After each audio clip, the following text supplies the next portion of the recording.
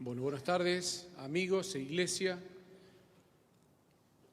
Como bien decía Santi y Edgar, se los extraña. Se extraña tener la iglesia, el templo lleno de los hermanos. Se extraña el bullicio que nosotros hacíamos cuando entrábamos y los saludábamos. Se extraña a los chicos corriendo cuando sonaba el timbre y daba lugar a que empezaba la próxima reunión. Se extraña el olor, el aroma al té, a las facturas calentitas, a los criollitos. Se los extraña, hermanos. La historia de hoy, hermanos, está basada en la Biblia. Sabemos que nos están acompañando amigos, vecinos, parientes, compañeros del colegio, de la secundaria, del trabajo. Sean bienvenidos y gracias que han tenido esta gentileza de unirse a esta transmisión. La historia de hoy está, como dije, basada en la Biblia. Dios quiso que estuviera ahí. Y nos remonta a 2000 años atrás a una ciudad que se encontraba en la ladera del monte llamado el Monte o el Pequeño Hermón.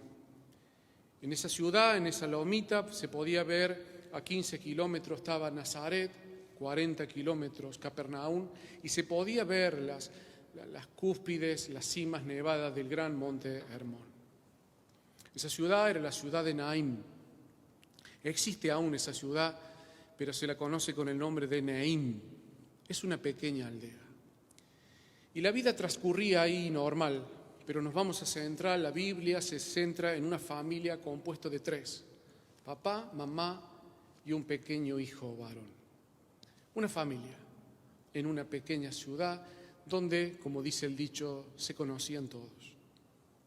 Pero la desgracia, la pena, golpeó la puerta de ese hogar y falleció el papá. La Biblia no nos narra cómo falleció o cuáles eran sus nombres o de qué manera murió este hombre, pero falleció. Y aquella mujer quedó sola con su pequeño hijo varón. Nos tenemos que ir al contexto de hace 2000 años atrás, a una cultura distinta, a una idiosincrasia respecto a la mujer diferente. Muy difícil era sobrevivir para una mujer sola, y más siendo viuda. Hoy en día las mujeres tienen una independencia económica, pero en esa época era muy complicado. Esta mujer, la Biblia nos relata que no se volvió a casar, y ella enfrentó la vida sola con su hijo. Ella se aferró a ese pequeño, y el pequeño se aferró a su madre. Y con las desavenencias, con los obstáculos, ellos los enfrentaron. Se tenían el uno para el otro. Y el niño de adolescente fue un joven y creció. Unos 20, unos 30 años. Era un joven. A la edad de la juventud, los muchachos, las personas se comienzan a dar cuenta el sacrificio de los padres. Así me pasó a mí. A los 30 y tantos me pude dar cuenta del sacrificio de papá y mamá, todo lo que hicieron por mí. Y este joven a una edad que la madurez comienza a clarificar la mirada, este joven pudo reconocer el sacrificio de su madre, que se dedicó a él en una cultura muy, muy difícil. No se volvió a casar, ella se dedicó a él. Y este hijo habrá agradecido a su madre por ese gran esfuerzo. Ese niño, ese joven ya le habrá prometido a mamá, mi futuro está contigo. Aunque yo me case, mamá, siempre estarás a mi lado. Tendrás un lugar en mi corazón y un lugar en mi hogar. Y ambos ya planeaban juntos. El joven ya podía trabajar y podía traer el sustento a su casa. El hijo estaba retribuyendo y compensando el gran sacrificio que su madre había hecho por él. Uno planea, uno sueña, uno diagrama bosquejos para el futuro con un ser amado, pero el futuro no lo conocemos. Y una vez más, la muerte golpeó a la puerta de ese hogar y ahora falleció su hijo. Cuando falleció el esposo, ella quedó viuda. Pero cuando falleció su hijo, ¿qué nombre tiene? Cuando los hijos pierden a sus padres, son huérfanos. Pero cuando un padre, cuando una madre pierde a su hijo, ¿qué nombre tiene? La congoja, la desgracia la desgarradora y cruel realidad golpeó una vez más la vida de esta mujer. Su corazón a través de los años se fue cicatrizando y curando por la muerte de su esposo, porque tenía su hijo la razón de vivir, pero ahora su hijo se le fue. Y de esto trata la historia. Vamos al Evangelio según San Lucas, capítulo 7, versículo 11. Aconteció después que él, se refiere a Jesús, iba a la ciudad que se llama Naín, e iban con él muchos de sus discípulos y una gran multitud. Esta es la historia de Cristo. Cristo, Jesús, estaba en Capernaum. Por lo menos así lo relatan los versículos anteriores al 11. Capernaum estaba a unos 40 kilómetros de Naín. Y los versículos anteriores a Naín muestran a Jesús curando a las personas.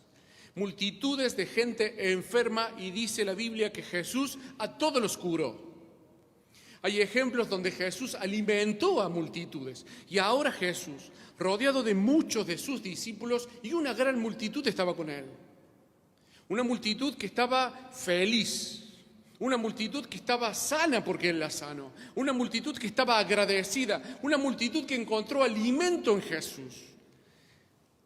Pero Jesús, a 40 kilómetros de Naín, inició su marcha hacia Naín. 40 kilómetros a pie son aproximadamente entre 8 y 12 horas caminando. Jesús caminó hacia Naín. Esta historia nos muestra dos lugares. Nos muestran dos jóvenes. Jesús, un joven de 30 y tanto, y este joven, hijo de esta mujer que había fallecido. Nos muestran dos ciudades y nos muestran dos multitudes, dos realidades diferentes. Y Jesús fue hacia Naín, y los discípulos y una gran multitud caminó hasta Naín tras de él. El versículo 12 dice: cuando llegó cerca de la puerta de la ciudad, Jesús caminando de Capernaum hacia Naín, llegando cerca de la puerta de la ciudad de Naín, dice: he aquí que llevaban a enterrar a un difunto, hijo único de su madre, la cual era viuda, y había con ella mucha gente de la ciudad. Dos jóvenes, Jesús y el hijo de la viuda. Dos multitudes, una multitud que rodeaba al Señor y una multitud que acompañaba a la viuda. Eran sus vecinos, eran sus amigos, tal vez sus parientes. En ahí la conocían a ella. Conocían de su desgracia de su esposo. Conocían del esfuerzo de esta mujer en llevar la vida hacia adelante. Conocían de ella. Y ahora la desgracia golpea nuevamente y desgarra la vida de esta mujer. El pueblo se entristece con ella. El pueblo siente el dolor de ella y se siente en la obligación de acompañarla. Y ahí iba el féretro o esa camilla donde llevaban a su hijo, y por detrás iba su madre y una multitud. Dos jóvenes, uno vivo y uno muerto. Dos multitudes con realidades diferentes. Y Jesús llega. Hermanos, amigos, permítanos soñar y vayámonos en las páginas de la Biblia esa historia. Imagínese, hermanos, imagínese, querido oyente, la multitud, la madre detrás de su hijo. Esta madre, como era la costumbre de antaño y también la de hoy, prepararon el cuerpo de ese pequeño, de ese joven. El cuerpo se lavaba, se limpiaba. Y la madre, me imagino que quiso hacerlo. Era la última vez que estaría con él. Esa madre lavó el cuerpo de su hijo con dolor. Las lágrimas caían sobre él. Lo perfumó, buscó la ropita más nueva, la que quedaba más lindo. Acomodó a su hijo y las personas lo tomaron y lo pusieron en el féretro o en esa camilla hecha de tablas. Y con un lienzo cubrió a su hijo y inició el cortejo. Adelante iba este joven que estaba muerto, detrás su madre y la multitud que lo seguía. La multitud avanzaba al ritmo de la mujer. Yo recuerdo cuando falleció mi papá, mi nona, mamá de mi papá, para ella fue un golpe terrible, la muerte de mi viejo. Mi nona se desmayaba, perdía el conocimiento, lloraba más no poder. Y cuando iba mi nona detrás del cortejo, caminaba en lo que podía. Y yo me imagino esta viuda caminando al ritmo que podía, las mujeres sosteniéndola, ella frenando, no entendiendo la situación. Si pudiéramos mirar su corazón desgarrado, lastimado, sangrando. Y mientras ellos se dirigían en esa multitud hacia el cementerio, una multitud venía en contra de ella. Un joven iba delante, Jesús. Y dice el versículo 13, y cuando el Señor la vio, la viuda con el cortejo iban hacia el cementerio y venía en una posición opuesta al Señor. Y dice Lucas, el que escribe este evangelio, dice Lucas, y cuando el Señor Jesús la vio, se compadeció de ella. Lucas escribe esta historia. Y Lucas dice que el Señor Jesús, cuando la ve a la viuda, se compadece. Compasión es compartir el padecimiento, compartir el dolor. El Señor Jesucristo, cuando la vio, dice Lucas, quien escribe, que el Señor se compadeció. La Biblia dice que la alegría del corazón embellece el rostro, pero la tristeza lo apaga. La alegría lo enciende, le da luz, y la tristeza lo apaga. Lucas puede ver en el rostro de Jesús la compasión, porque la compasión se manifiesta en el rostro. Y Lucas puede ser un testigo y decir, Jesús se compadeció cuando la vio a la mujer. En otros casos similares, el Señor Jesús llora cuando la gente está llorando. Ese es nuestro Dios. Porque Jesús es Dios. Jesús llora con los que lloran. Se compadece de la angustia de las personas. Ese es nuestro Dios, un Dios sensible, sensible a nuestra realidad. Acá dice Lucas, yo vi cuando Jesús, el rostro de Jesús cambia, porque se entristece en el dolor de la mujer. Pero tal vez, hermanos, tal vez la compasión del Señor arrancó antes. Arrancó en Capernaum, porque Jesús es Dios. Y Jesús supo de la muerte de este joven. Y Jesús supo de la muerte del esposo de esta mujer. Jesús fue a Naín por aquella mujer. Jesús fue a Naín por esa mujer. Tal vez la compasión del Señor arrancó en la misma muerte del hijo de esta viuda. Cuando el corazón de esta mujer se desgarra en la noticia de que su hijo había perdido la vida por una enfermedad, por un accidente, por lo que fuera. La compasión del Señor arrancó antes. Y la agenda de Jesús, Él la ordenó. Y decidió caminar esos 40 kilómetros porque tenía que ir a encontrar a esa mujer. Tenía que ir a buscar a esa mujer que tenía un corazón desgarrado. Y dice que cuando el Señor la ve, se compadece. Y Él le dice, no llores, no llores. Imaginémonos, la mujer caminando, sostenida tal vez por otras mujeres, caminando en ese dolor, aún no creyendo la realidad. Ya no tiene planes, ya no tiene futuros, ya no tiene una razón para vivir. Cuando murió su esposo, ella tenía una razón para vivir y era su hijo. Ahora el motor que alimentaba su vida no está. No hay combustible, no hay leña para ese fuego. El futuro de la mujer es oscuro. Y tal vez pensó la mujer que lo único que me queda es la muerte. Cuando muere mi papá, mi nona no superó la muerte de mi papá. Cuando yo visitaba a mi nona me decía, hijo, no se puede resistir esto. Los días no apagan este dolor. Mi nona se enferma y mi nona muere. Y la causa de la muerte de mi nona fue la angustia y la tristeza de haber perdido a mi papá, su hijo. Tal vez a esta mujer el único consuelo para ella era la muerte. Y el Señor Jesús se acerca. Jesús era un joven de 30 y tantos, tal vez de una edad parecida a la del joven, al hijo de la viuda. Y Jesús es Dios. Y en la Biblia vemos que nuestro Dios es un ser respetuoso, perfectamente equilibrado en la prudencia, muy ubicado en la situación, y el Señor Jesús se acerca a la mujer con ese cuidado, con esa prudencia, con ese equilibrio de no ofender. Las multitudes se encuentran, rodean a ambos, y el Señor Jesús se acerca a la mujer. Los que estaban allí habrán pensado: ¿quién es este joven? ¿Quién es esta multitud de extranjeros? Conocerán al hombre, conocerán a la mujer, conocerán al joven. No reconocían quién era Jesús, no reconocían quién era esa multitud que se acercó, pero ahora era una gran multitud. El Señor se acerca a la mujer, despacio le mira a sus ojos y el Señor le dice: no llores, no llores. Hermanos, ¿cómo no llorar? ¿Cómo no llorar, hermanos, si la mujer lo ha perdido todo? ¿Cómo no llorar si la razón de su vida se apagó? ¿Cómo no llorar si no tiene motivo para seguir respirando? ¿Cómo no llorar?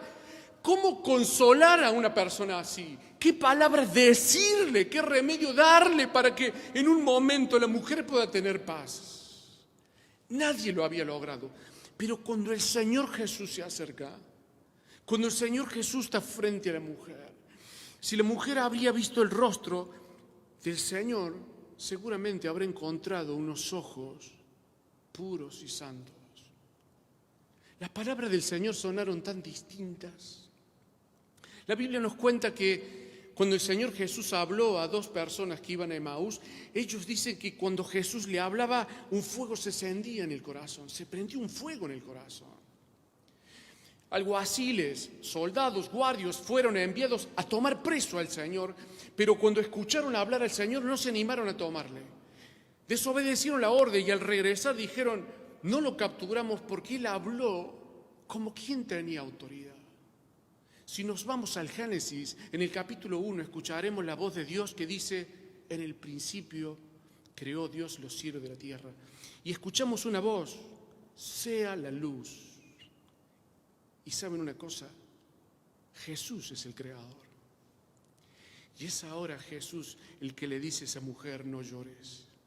Es la voz que enciende los corazones. Es la voz que deja perplejo a las personas. Es la voz que creó todas las cosas. Y esa voz entró en los oídos y al corazón de la mujer. Y esa voz sonó tan distinta. Porque cuando el Señor Jesús le dijo: no llores, había tanta esperanza en esas palabras. Había tanto consuelo que por primera vez, en un instante, en ese momento, hubo bálsamo en el corazón de la mujer. Porque la Biblia dice que el Señor cura y suaviza los corazones quebrantados y heridos. No llores, no llores. Con mucho, dice el versículo siguiente: y acercándose Jesús tocó el féretro, y los que llevaban el féretro se detuvieron. Ni bien habló a la mujer, la multitud miraba a Jesús. No conocían quién era. Y Jesús se acerca al féretro, detiene el cortejo, se acerca y seguramente puede descubrir el rostro del joven. La gente habrá pensado que el Señor Jesús habrá querido darle el último adiós. Tal vez con un beso saludar a un amigo. Es lo que la gente imaginó. Pero Jesús se acercó al joven. Y cuando puede descubrir el rostro del joven, ahí había una persona muerta. Porque la palidez de la muerte estaba en el rostro del joven. La rigidez de la muerte. Los fenómenos que ocurren con la muerte eran evidentes en ese cuerpo. Quienes tomaron el cuerpo del joven y lo pusieron en el féretro, pusieron a un cuerpo muerto. Ese joven estaba muerto. No estaba ni dormido ni desmayado. Estaba muerto. Y Jesús se acerca al muerto con todo ese cuidado, con toda esa prudencia, con todo ese respeto a la madre. Y el Señor Jesús dice: joven, a ti te digo, levántate. Nadie imaginó escuchar eso, hermanos. Joven, a ti te digo, levántate. ¿A dónde estaba el joven? En el féretro estaba el cuerpo del joven. ¿A dónde estaba el joven? ¿A dónde estaba el joven que Jesús llamó? No estaba en el féretro, no estaba en esa camilla. El joven estaba en el lugar donde están las almas de los que han muerto. La Biblia nos enseña que cuando una persona muere, la parte intangible, el alma y el espíritu viajan a un lugar. Así como había dos multitudes, acá tenemos dos lugares. La Biblia nos habla de dos lugares. Cuando uno muere, la parte intangible, lo que somos nosotros, nuestra alma, nuestro espíritu, nuestro sentimiento, nuestra capacidad de saber lo que somos, viajamos a dos lugares. A un lugar que le podamos decir el paraíso, donde están las almas de aquellas personas que van a vivir eternamente con Dios. Ahí la paz no tiene límite. Pero también habla de un lugar, la Biblia, que le podemos llamar infierno, que le podemos llamar lago de fuego, que le podemos llamar el lugar de condenación, donde ahí están las personas que vivirán eternamente en el infierno. La Biblia nos enseña, Jesús nos ha enseñado, que cuando una persona muere, la parte intangible viaja a uno de los dos lugares. Dos multitudes, dos lugares, dos realidades distintas, dos eternidades diferentes. ¿A dónde estaba el joven? El joven estaba allí. Y la multitud que hay en esos lugares es muy grande porque está desde Adán hacia adelante. Adán, Eva, Caín, Abel, toda la humanidad que ha fallecido están en esos dos lugares. Cuando Jesús le dice, joven, a ti te digo, la voz de Cristo viaja a esos lugares. Y en esa multitud de donde hay miles y miles y millones de almas, personas conscientes que pueden pensar, oír, escuchar y ver, en ese lugar se escucha la voz de Cristo y Jesús le dice, joven, a ti te digo. El joven estando en ese lugar de los muertos puede escuchar la voz de Cristo, a ti te digo, levántate. Y dice, entonces se incorporó el que había muerto. Incorporar significa que el joven que estaba acostado se sienta. El joven que estaba en el lugar de los muertos, donde su alma, su espíritu, la parte intangible de estar en ese lugar, viaja y vuelve a su cuerpo. Y el joven puede sentir la sensación del cuerpo. Había perdido la experiencia de la sensación, pero el joven puede entrar a su cuerpo. Y puede sentir el latido de su corazón y puede sentir la temperatura del clima. Puede inhalar el joven y puede sentir que el aire entra. Lo puede saborear y puede sentir como sus pulmones se inflan. Puede escuchar. El joven vuelve a su cuerpo, pero quien lo llamó es Dios. Quien lo llamó es el que hace nueva todas las cosas. Y si ese cuerpo murió de una enfermedad, la enfermedad ya no estaba. Y si ese cuerpo murió por un accidente, las consecuencias del accidente ya no estaban, porque Jesús hace nueva todas las cosas. Y este joven regresa a un cuerpo sano, a un cuerpo curado. Y este joven siente la vida. Y este joven abre sus ojos. Y la multitud estaba allí. Dice, y todos tuvieron miedo. ¿Y cómo no temer, hermanos? Si lo desconocido para nosotros, lo que no sabemos, nos asusta. Lo asombroso nos deja perplejo y tenemos miedo. Y la multitud, en un gemido, en una exclamación, retrocedió. Porque el que se incorpora, el que se sienta, no es un muerto. Porque cuando el joven se sentó en ese féretro, en esa camilla, los colores de la vida estaban en su piel. Sus ojos tenían el brillo de un ser vivo. Y dice, y se incorporó el que había muerto y comenzó a hablar. El joven comenzó a hablar. No está revelado lo que dijo este joven. Si Dios le permitió tener conciencia de lo que había sucedido, seguramente el joven vio a Cristo y no vio a un hombre tan solo. Vio al que lo había llamado de entre los muertos. Vio al creador de todas las cosas, el que tiene poder de resucitar a las personas. Y el joven habló, habrá agradecido a Cristo. Jesús fue a llevar a ese hijo a su madre. Y seguramente el joven habló a su madre. La madre estaba allí. Volvamos a la madre. Volvamos a pensar a la madre. Viajemos, hermanos, a ese momento. Ahí estaba la mamá. Imagínense lo que estaba viviendo la mamá. Adentro del corazón de la madre había una revolución de sentimientos. Y como una llave de luz, de apagado a prendido, cambiaron los sentimientos de esa mujer. Seguía viendo lágrimas en sus ojos, pero ya la fuente no era la pena, la angustia, el quebranto. Ahora era la alegría, la sorpresa, lo imposible, porque ahí estaba Cristo, que hacía posible lo imposible. Y allí estaba la madre. Y el joven habrá mirado a su madre y habrá dicho: mamá, soy yo. Mamá, soy yo.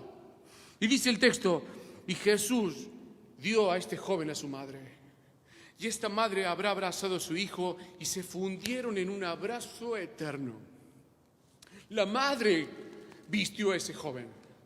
La madre lavó ese cuerpo muerto. La madre sintió el frío de su cuerpo, pero ahora abrazaba a su hijo. Podía reconocer que era su hijo por su voz, por sus gestos, por sus ademanes. Abrazaba ese cuerpo que estaba frío, ahora está tibio, tiene vida. Podía sentir el aroma de un cuerpo sano, de un cuerpo vivo. Y dice versículo 16: y todos tuvieron miedo y glorificaban a Dios. Glorificar a Dios es un acto espontáneo que sale del corazón agradecido. La gente que estaba allí, esas multitudes que no sabemos si eran decenas o eran cientos, glorificó a Dios y dio gracias, porque eran testigos que solamente Dios podía hacer esto. Y dice: y la gente dijo: y un gran profeta se ha levantado entre nosotros, y Dios ha visitado a su pueblo. En realidad Jesús es un profeta, porque el profeta es aquel que transmite el mensaje de Dios, y Jesús hizo y dijo todo lo que le envió su Padre a hacer y decir. Y la gente no se equivoca al decir: Dios ha visitado a su pueblo. El ángel le dijo a la Virgen María que iba a quedar embarazada. Su niño sería grande, su niño sería Dios, su niño sería un rey cuyo reinado sería eterno, y su nombre sería Emmanuel, Dios con nosotros. Y ahí está, Dios con su pueblo. Esta es la historia, hermanos, que comenzó con una tragedia y terminó con una gran alegría. La mamá y el hijo volvieron a su casa. Y tal vez hicieron las cosas que hacían todos los días, lo cotidiano. Pero qué valor tenía ahora lo cotidiano. A veces uno piensa que lo cotidiano aburre, cansa, pero cuando lo pierde, cuando pierde al ser amado lo cotidiano, pasa a ser algo precioso, porque ya no lo tenemos más. Esa madre habrá amado la oportunidad que Dios le dio de volver a hacer las cosas de todos los días, pero con su Hijo. El Señor Jesús dijo: yo soy la resurrección y la vida. El que cree en mí, aunque esté muerto, vivirá. Y esto es un ejemplo de ello. Pablo escribió a los hermanos en Éfeso, una pequeña iglesia en Éfeso, y Pablo dijo: el pecado a nosotros nos ha matado. El pecado nos ha constituido en muertos, y Jesús viene a dar vida a los muertos. Usted sabía que yo era un hombre muerto por mis pecados, y Jesús me dio vida, porque dice: yo soy la resurrección y la vida. El que cree en mí, aunque esté muerto, vivirá. Jesús viene a darte vida. ¿Por qué Dios permitió que esta corta historia estuviera en la Biblia? Es para vos, es para ti, es para usted, es para mí. Dios quiere que usted conozca que Dios se compadece de su miseria. Que Dios no solamente está en su trono, que Dios camina esas horas para estar a su lado. Dios se compadece de su angustia. Hablaba con un hermano hace muy poquito y me contaba de su pena. Le digo: Dios conoce tu pena y Dios sufre en tu dolor. Porque tenemos un Dios sensible a nuestros sentimientos. Y Dios quiere ayudarte. Y Dios quiere cambiar tu realidad. Pero la primera realidad que tienes que cambiar es el destino de tu alma.